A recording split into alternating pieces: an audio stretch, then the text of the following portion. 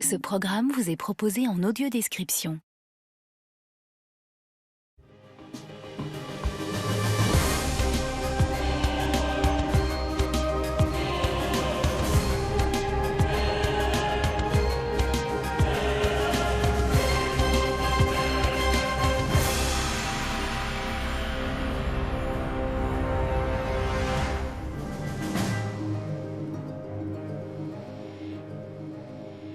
Quand le dernier arbre aura été abattu, quand la dernière rivière aura été empoisonnée, alors on saura que l'argent ne se mange pas. Permettre à chacun d'avoir droit au bon et au beau, c'est manger sain et à sa faim. La station-service est désormais le seul endroit au monde où c'est celui qui tient le pistolet qui se fait braquer. Ce sont les riches qui nous coûtent cher. Eh bien moi, je vous propose une autre théorie, le ruissellement. Mes chers compatriotes, le 10 avril prochain, vous allez devoir faire un choix pour vos vies, un choix pour la France. C'est un vote de conviction, c'est un vote d'avenir. Alors donnez-vous de la force et faites-vous respecter. Et ensemble, reprenons notre destin en main.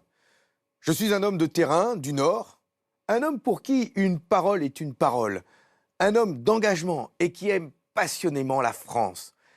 Et j'ai une conviction, c'est par le travail, des bons salaires et des bonnes retraites que nous tracerons ensemble un avenir de progrès et de bonheur partagé. Et c'est par une république sociale laïque que nous ferons vivre l'égalité pour toutes et tous et partout. Alors le 10 avril, votez pour la France des jours heureux.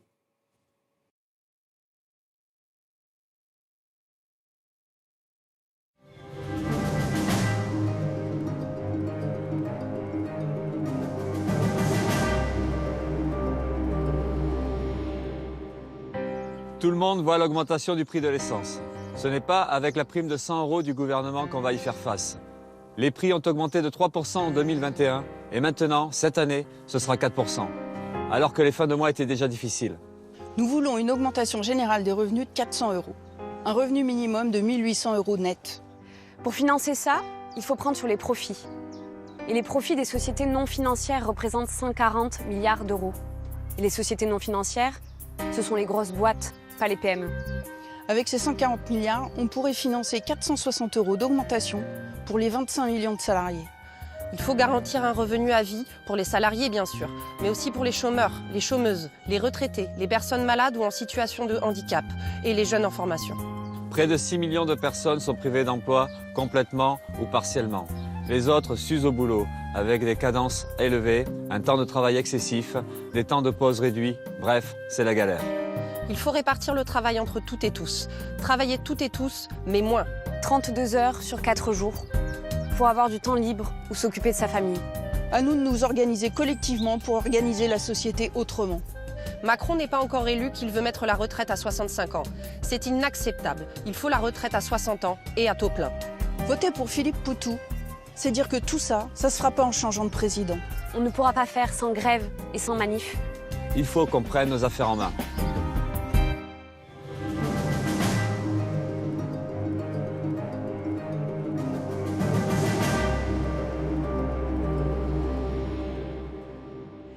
Mes chers compatriotes, aujourd'hui l'insécurité est une dure réalité vécue par trop d'entre vous.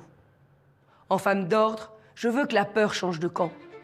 Je remettrai de l'ordre dans la rue. Je renforcerai les moyens d'intervention des policiers et des gendarmes et moderniserai leurs conditions de travail.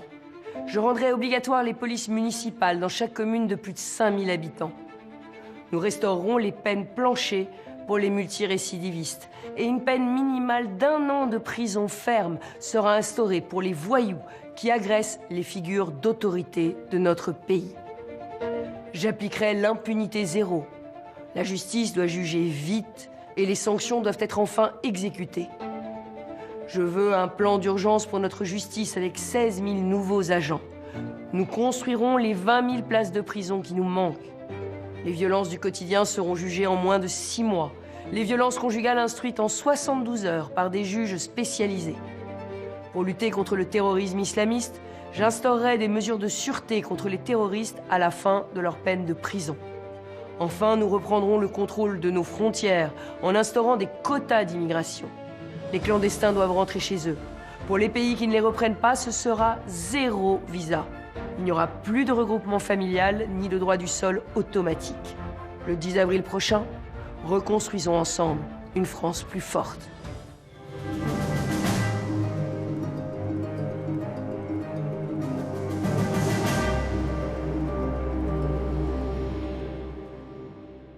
À l'heure où la guerre est revenue en Europe, je me présente à vous avec la force et la sérénité dont je sais faire preuve dans l'exercice des responsabilités.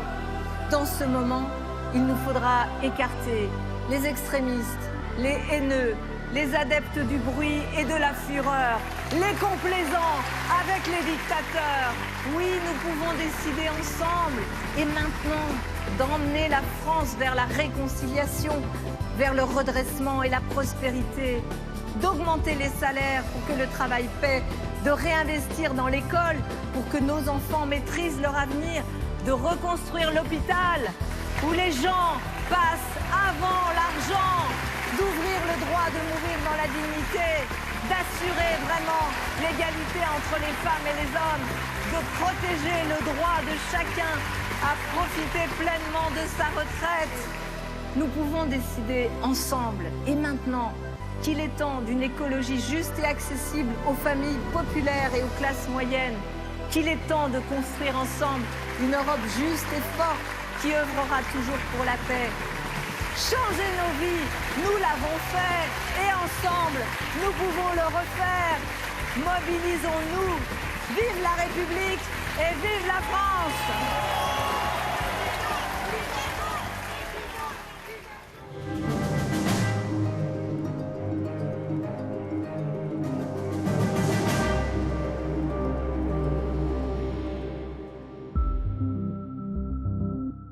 Je m'appelle Lona. Je m'appelle Nathalie. Je m'appelle Armand. Je suis professeur des écoles. Viticulteur. Éleveur au vin. Infirmière. On est formés pour ça, pour gérer la crise, pour gérer l'urgence. On aimerait que les Français y continuent leur élan, parce qu'il y a déjà une belle niche de gens qui ont envie d'acheter des produits made in France. J'ai contribué à l'épanouissement des enfants qui vont devenir des futurs citoyens. C'est pour continuer à changer la vie de Lona, Nathalie, Armand, Pierre, votre vie, que je suis candidat pour un nouveau mandat de président de la République. Ce que nous traversons, le retour de la guerre en Europe, l'augmentation des prix qu'elle entraîne, rend les transformations que nous avons engagées tous ensemble depuis 5 ans plus nécessaires encore.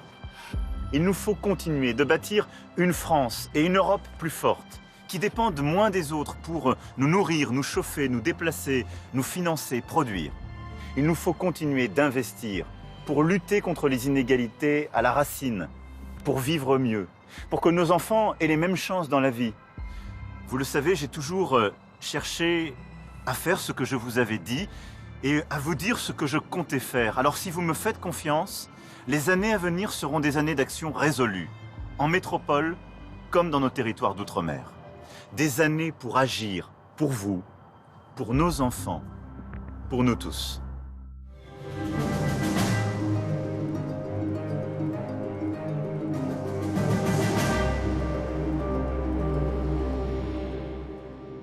Français, nous sommes à un tournant de notre histoire. Soit poursuivre le projet de déconstruction et de fracturation d'Emmanuel Macron, soit engager le sursaut autour de la nation. La nation nous permet d'affronter les crises, de vivre en sécurité, en liberté, de travailler au pays, de pouvoir s'épanouir, d'être respecté. La nation, c'est un acte d'amour permettant aux Français de se considérer comme frères. L'unité des Français, c'est le cœur de mon projet présidentiel. Mon projet rendra aux Français leur pays, en mettant fin à l'impunité des délinquants qui vous pourrissent la vie, en arrêtant l'immigration ruineuse, cette submersion qui fait que dans bien des endroits, nous ne reconnaissons plus nos quartiers. En rendant à la France sa souveraineté, c'est-à-dire sa liberté de décider pour elle.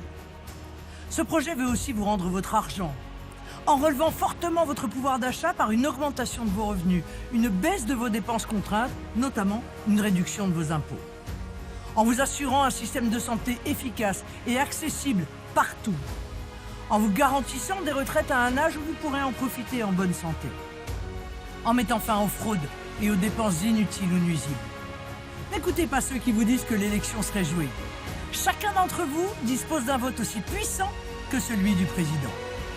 Le 10 avril, si le peuple vote, le peuple gagne. Pour que vive la France.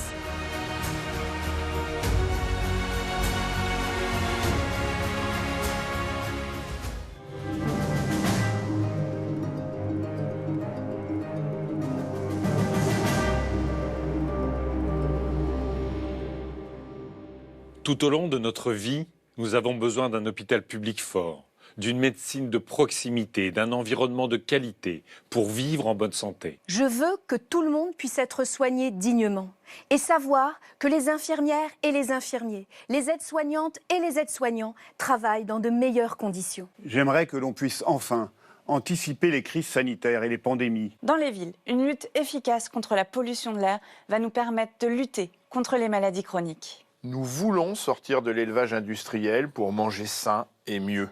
Je ne veux plus être exposé à des pesticides. Je veux que les victimes du chlordécone ou des essais nucléaires soient indemnisées. Je veux que l'étiquetage m'indique si les produits que je consomme au quotidien contiennent des perturbateurs endocriniens. J'aimerais que les inégalités d'accès aux soins cessent de s'accroître. Dans un monde plus juste, j'aimerais que les EHPAD ne soient plus à but lucratif, pour que nos aînés puissent être traités dans le respect et la dignité. Il faudrait que les métiers du secteur du grand âge soient plus attractifs et que les salaires soient revalorisés. Mais aujourd'hui, l'hôpital public est à bout de souffle.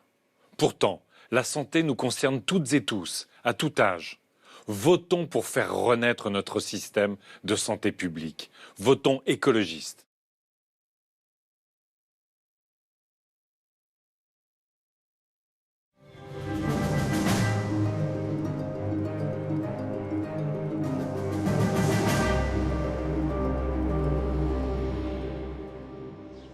Chers concitoyens, l'heure est grave. Et pourtant, notre pays n'a jamais été aussi fort que lorsqu'il s'est rassemblé. Ah, enlevez-moi ces artifices, ces faux semblants. Je veux une campagne authentique. Je veux une campagne vraie. Je veux reconstruire un État qui redevienne un symbole et un outil pour donner l'impulsion et pour redonner confiance aux citoyens. Je veux, à l'autre bout de la chaîne, retrouver des communes capables de s'organiser comme elles l'entendent, avec les moyens qui leur furent retirés. Il faut réinsuffler la vie. Et pour ce faire, je veux reconstruire les services publics, les hôpitaux, les écoles, tout ce qui va redonner ce souffle. Mais je ne peux rien sans vous. Je dois respirer votre énergie et votre volonté pour qu'ensemble nous puissions redire « Vive la République, vive la France !»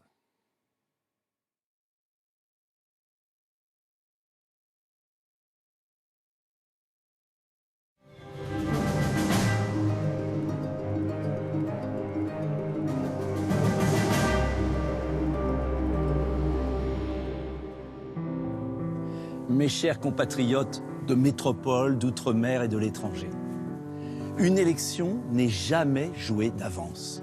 Depuis des mois, les sondages, les médias veulent vous imposer leur président. Mais c'est à vous de choisir le vôtre. Si chacun des 47 millions d'électeurs va voter, alors tout peut changer. J'aimerais tellement vous convaincre qu'une autre France est possible. Une France indépendante. Ce n'est pas à la finance, à l'Union européenne, à l'OTAN de décider à votre place. Voilà pourquoi je vous consulterai par référendum sur les grands choix.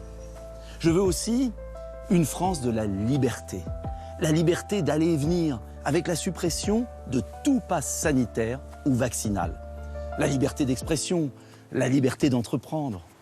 Je veux enfin une France de la dignité qui en finisse avec les salaires et les retraites de misère. Alors oui, je veux créer un 13e mois pour tous, indexer les pensions de retraite sur l'inflation, plafonner les prix des carburants et du gaz, le tout financé par une vraie lutte contre les fraudes et les conflits d'intérêts. Le 10 avril, vous avez entre vos mains votre avenir. Alors, choisissez la liberté.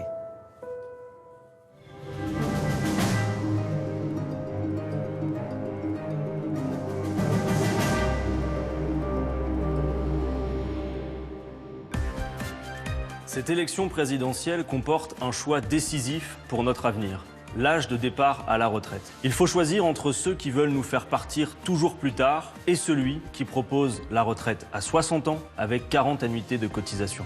Ils disent qu'on vit plus longtemps, mais ce n'est plus vrai. L'espérance de vie diminue et surtout elle varie selon que vous êtes cadre ou ouvrier. 13 années de différence. Travailler malade, mourir au travail, du travail n'est pas un projet de notre société.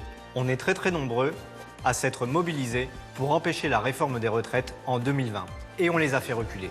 Nous ne voulons ni de la retraite par points, ni de la retraite à 65 ans, ni des retraites de misère. Ce que nous voulons, c'est de partir à la retraite en bonne santé et partager notre expérience avec les plus jeunes, nos familles, et réaliser enfin nos rêves. Nous porterons le minimum vieillesse à 1 063 € par mois et plus aucune retraite complète ne sera en dessous du SMIC.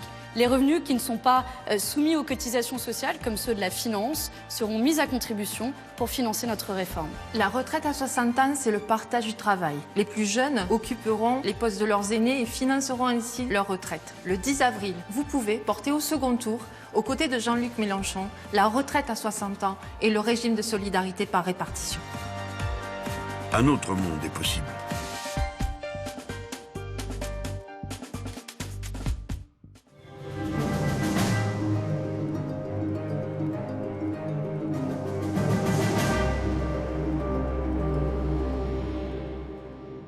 Près de 2 millions d'immigrés se sont installés en France pendant le quinquennat d'Emmanuel Macron.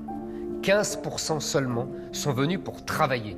90% des procédures d'expulsion sont restées sans suite. Si nous ne réagissons pas tout de suite, la France ne sera plus la France dans quelques années. Je suis le seul candidat à dénoncer ce grand remplacement du pays que nous aimons quand tous les autres vous disent que cela n'existe pas et que ce que vous voyez tous les jours est faux. Nous voulons que la France reste la France et je veux le faire avec vous. Nous rétablirons nos frontières, nous arrêterons l'immigration, nous expulserons les clandestins, les délinquants et criminels étrangers et nous réserverons les aides sociales aux Français. Si nous voulons la fraternité et la paix, nous ne pouvons plus accueillir des millions de personnes sur notre sol alors qu'il y a 9 millions de pauvres et 6 millions de chômeurs dans notre pays. C'est ce que je ferai avec vous et pour vous, sans baisser les yeux, sans hésiter et sans reculer. Nous voulons la fraternité avec tous les Français, quelles que soient leurs origines. Nous voulons que chaque Français aime notre pays grâce à l'école, à la fierté de notre identité, de notre culture, de notre langue et de notre histoire. N'écoutez pas ceux qui vous disent que c'est impossible. C'est possible parce que vous êtes la France. Impossible n'est pas français.